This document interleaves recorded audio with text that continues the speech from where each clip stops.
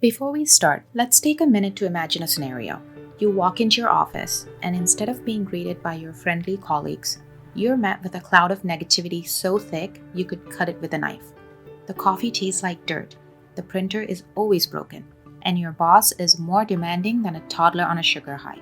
Sounds familiar? Welcome to the world of toxic work environments. Okay, maybe I'm exaggerating a little bit, but the truth is, a toxic work environment can make your daily routine feel like a never-ending nightmare.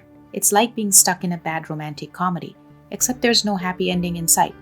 And let's be real, who wants to be the main character in that movie? So let's dive into what makes a work environment toxic, why it's important to avoid it. After all, life is too short to spend 8 hours a day in a place that makes you want to run for the hills. Number 1. High turnover rates. Have you ever started a job and noticed that the person who trained you was leaving the company a few months later? And then when you got to know your team, you found out that several other people had also left in the past year. If so, you may have been working in a toxic work environment. High turnover rates are like the canary in the coal mine. It's a warning sign that something is off. When employees leave a company at a high rate, it's a sign that something is wrong with that work environment. Maybe it's a lack of support from the management, unrealistic expectations, or a culture of blame and criticism. Whatever the reason, people are leaving because they're not happy with their job or the company. Now, I'm not saying that every company with high turnover rates is toxic.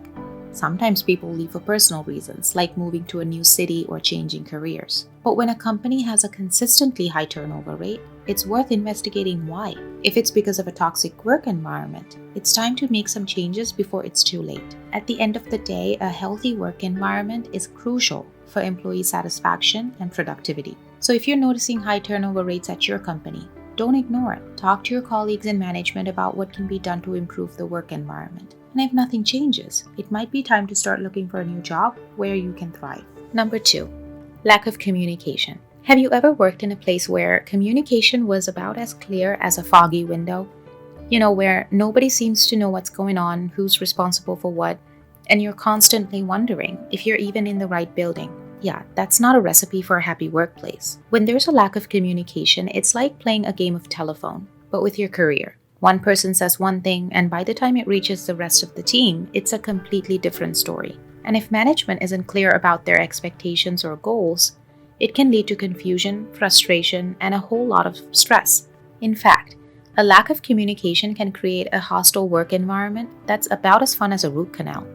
People start getting defensive, pointing fingers, and taking things personally. And let's be honest, nobody wants to work in a place where it feels like they're constantly walking on eggshells. So if your workplace is suffering from a lack of communication, it's time to start speaking up. And I'm not just talking about sending passive-aggressive emails or leaving anonymous notes in the break room. It's about having honest, open conversations with your colleagues and management, and finding ways to improve communication as a team. Number 3, lack of transparency. In some companies, management operates in a way that can make employees feel like they're part of a secret society. It can be frustrating and disheartening when decisions are made behind closed doors and employees are left in the dark. It creates an atmosphere of exclusivity where only a select few are privy to important information, leaving everyone else feeling like they're out of the loop. When management isn't transparent with their employees, it's like a trust fall gone wrong. You're supposed to trust that they have your best interests at heart, but when they keep you in the dark, it's hard to feel like they have your back. And when employees feel like they can't trust their bosses, it can lead to confusion, mistrust, and even resentment. It's not just about keeping employees in the loop about important decisions either. It's about being open and honest about the company's goals, challenges, and even failures. When management isn't transparent, employees are left in the dark, and it can create a culture of fear and uncertainty. On the other hand, when management is transparent, it can lead to a culture of collaboration and innovation.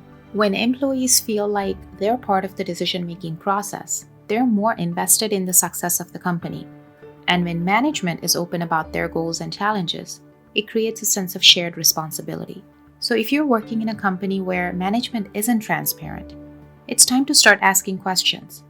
And if you're in a position of leadership, it's time to start being more open and honest with your employees. Trust me, it'll make a world of difference in creating a positive work environment where everyone feels like they're part of the team. Number 4, Micromanagement. We've all had that one boss who hovers over our shoulder, checking in on every little thing we're doing, like a helicopter parent at a playground.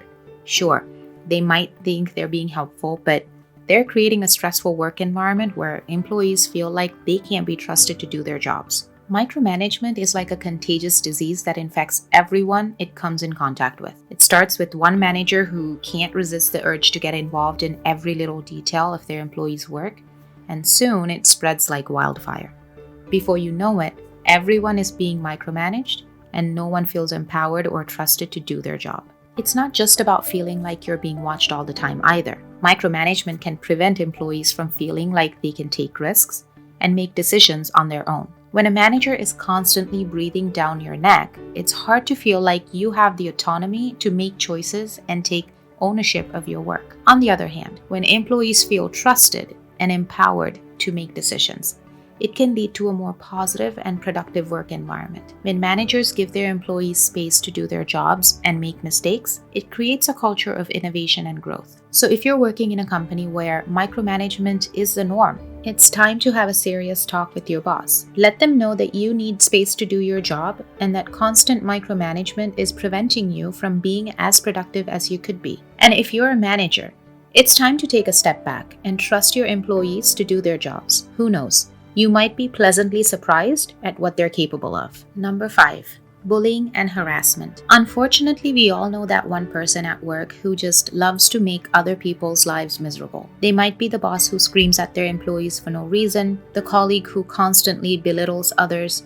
or the coworker who makes inappropriate comments that make everyone else feel uncomfortable. Bullying, harassment, and discrimination are like cancer that can spread throughout a workplace, creating a toxic and hostile environment that no one wants to be a part of. When employees are constantly on edge, waiting for the next verbal attack or inappropriate comment, it's impossible to feel safe and supported at work. And it's not just about the immediate impact of the behavior itself. It's also about the long-term effects it can have on a person's mental health and well-being. Bullying, harassment, and discrimination can lead to anxiety, depression, and even post-traumatic stress disorder, making it hard for employees to feel motivated and engaged at work. But it's not just the victims of bullying and harassment who are affected. It can also impact those who witness it happening to others. When we see someone else being mistreated, it can create a culture of fear and silence, where no one feels comfortable speaking up or addressing the issue.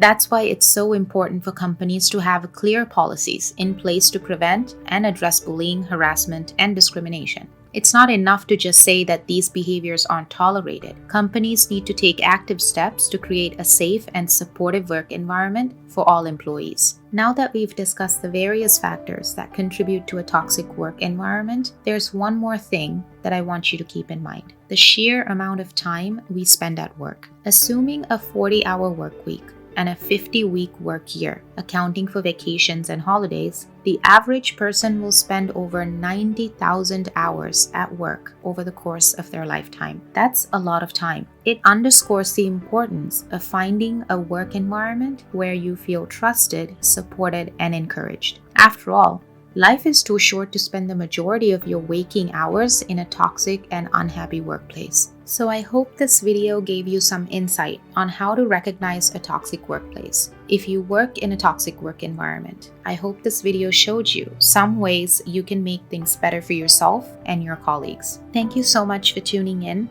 If you enjoyed this video and found it helpful, please give it a thumbs up and hit that subscribe button. And if you know someone who could benefit from this information, please share it with them. And as always, don't forget to spread loving kindness to all beings around you and be the change you want to see in the world. See you in the next video.